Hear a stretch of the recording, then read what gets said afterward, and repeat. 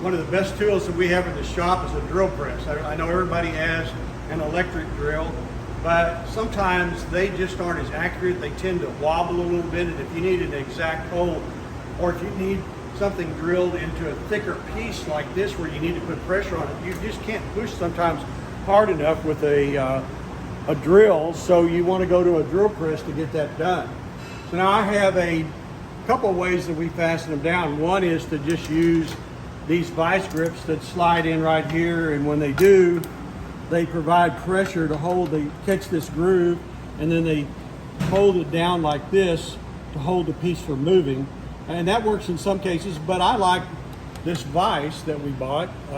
You can attach this vise using bolts through these slots, but when you buy one, you'll realize if you get a good one, they're pretty heavy, so you don't always need to bolt it down to your table.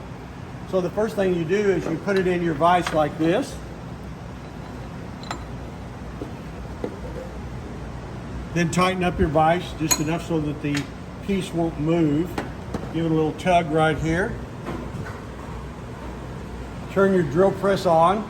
That's after you've put in your drill bit. I think most of you probably are capable of putting a drill bit in, but you shove it up in there, and this is where your chuck goes in right here to adjust the tightness on the drill bit so it won't turn. And you'll also need this chuck to remove the drill bit. So I just picked a random drill bit here, and I'm just going to give you an example of how this works. Put on your safety mask or your goggles. Turn on your drill. And by the way, you can adjust the drill speeds. Let me turn that back off to show you. You come over here, you can see that there are numerous belts up here so you can adjust the speed of the drill bit. So you want faster or slower, you can get that right here. And it also has a chart up here that shows how to change the RPM on it. We just usually leave it the same right here. And you'll need a little bit of cutting fluid like this, and you apply that. I always put it on the drill bit like this. That allows the drill bit to keep from getting so hot and ruining the drill bit. And if you can drill continuously, you want to continue to add the cutting fluid. Turn handle till the drill bit engages the metal, and simply start drilling. You'll notice that the metal is starting to come through, that the drill bit's doing its job.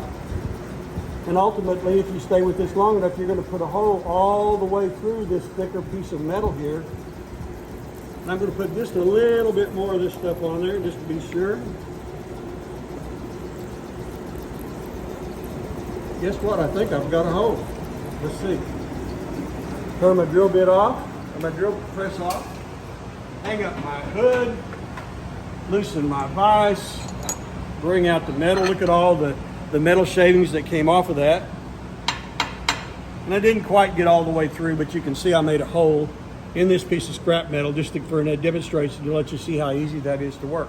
These are really good things to have around your shop. You'll be surprised once you start relying on this, how much it can help you drill holes. I'm Barry Wilson with Wilson Auto Repair. If you want to see anything that I've made a video about, whether it's fixing cars or tools that I recommend for your shop, go to my website, wilsonauto.com.